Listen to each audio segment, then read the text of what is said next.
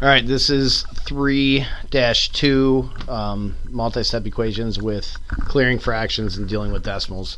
So I'm just going to go ahead and start. This is the homework we got yesterday. Pause it as you go, but this will take you step by step. Finding common denominator, we're going to multiply 3 times 4 times 12. So 3 times 4 times 12. That gives us 144. So we are going to multiply everything by 144. So here's where you use your calculator. 44 times 2/3. And then again, type that in your calculator. 144 times 2ABC3, that gives you 96. 144 times 3/4. So 144 times 3/4 will give you 108. We're going to put the K there. I'm bringing down that plus. And 144 times 71 over 12 times 71 over 12. I'm just typing in my calculator and talking to myself. That's 852. So from here now we're down to a two-step. Subtract 96 from both sides. So 852 minus 96, that gives us 756. 108K, so we're divided by 108. Just put that equal sign there. And that gives us 7. So K equals 7. Pause this so you can copy down the work. I'm just going to keep going through all the problems, but pause it as you go. 25. I have 8 times 4. Again, the easy way to find a common denominator is just multiply all the denominators together. So you just do 8 times 4, which of course is 32. So you're going to multiply everything by 32. So 32 times 4 gives us 128. 32 times 1/8, I'll do that on the calculator that I can use fractions with. 32 times 1/8 is going to give you 4, so that's going to be plus 4m. And then 32 times 3/4. If you don't have the calculator with the fractions, you can do 32 times 3 divided by 4. So if it's just a basic calculator, it looks like this. Times 3 divided by 4 gives you 24. Alright, now I'm down to my two-step equation. Subtract 128. Oops. So 24 minus 128 gives you negative 104. 4m divided by 4. So that divided by 4 is going to give you 26. So m equals negative 26. Alright. 26. My common denominator, 2 and 5 are my denominators, so 2 times 5 is 10. So I'm multiplying everything by 10. Remember, 10 times 1 divided by 2, or 10 times a half, that's going to give us 5a. And then 10 times 1/5 will give you 2. Again, use your calculators, pause this where you need to. 10 times 170 equals, or 10 times 17 is 170. Now we're down to our two steps. Subtract 2. 5a equals 168. Divide by 5. 168 divided by 5, 33.6. So a equals 33.6. Next problem, 27. Again, the way that we taught it, you can, if the smaller numbers can go into the bigger number, you can multiply everything by 20 as a common denominator, but we'll just do it with bigger numbers and show that it still works the same way. So 2 times 10 times 20. 2 times 10 times 20. So we're going to multiply everything by 400. It will still work out. 400 times a half. When you type that in your calculator, you get 200.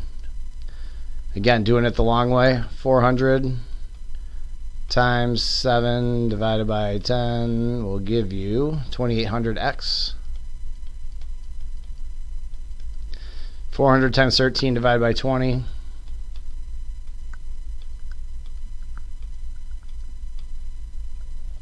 Gives me 2600. Now you solve the two-step problem. So I'm going to subtract 200. It gives me 28 2,100x equals 6 minus 2, 2,400 divided by 2,800. So 2,400 divided by 2,800 x equals, and we can round to 0.86, so 0.86. Alright, 28, we have 14, 7, and 14. Again, 7 can go into 14, so we could multiply everything by 14. That will also clear the fractions. I'll go ahead and do that for this example. So multiply by 14. So if you see that these numbers all go into 14, then you can use that. So remember the rule, anytime we multiply by the denominator, we get the numerator by itself. But if you do it the long way, 14 times 9/14. So 1/4 times 9 divided by 14. It's going to give you that 9. So 9y plus 14 times 3 divided by 7 gives you 6 equals, and then this would be 9 as well. So 14 times 9 divided by 14, subtract 6, 9y equals 3 divided by 9. So y equals 9 over 3. It's going to be 1/3, or 0.3 repeating. Okay, then we jump to 30, so we're basically just working with decimals now within the problem. I have two like terms on this side, so I can add those. So 4.5 and 3 be 7.5 m equals 15. Divide by 7.5 to get m by itself. M equals 15 divided by 7.5, which gives you your 2. Alright, the next one we have 31. No like terms here, so you just go right to the solving the problem. Subtract 2. 7.8 equals 165.8. Take away 2. Use your calculators in this if you need to. 165.8 minus 2 gives you 163.8. Oop, I forgot that y. Divide by 7.8. So that divided by 7.8 gives you 21. So y equals 21. 32. These are s's, not 5's. So 12 take away 5. So we can call that 7s equals 3.5. Divide by 7. Again, because you're combining your like terms to get this. Divide by 7 gives you s by itself. 3.5 divided by 7, 0.5.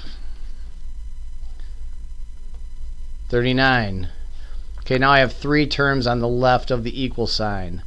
So I have a 0.5t, a negative 3t, and a 5, so I can combine these two. So 0.5 take away 3, it's going to give you negative 2.5, so negative 2.5t plus 5 equals 0. Subtract 5 from both sides. Negative 2.5t equals 0 minus 5 is negative 5. Divide by negative 2.5. So you can do negative 5 divided by negative 2.5, and that gives you positive 2 as your answer. So t equals 2. 40, we have a negative outside the parentheses, so we have to distribute. Remember, that's a negative 1, so we're distributing a negative 1. Negative 1 times 1z is going to be negative 1z. Negative 1 times positive 5 is going to be negative 5.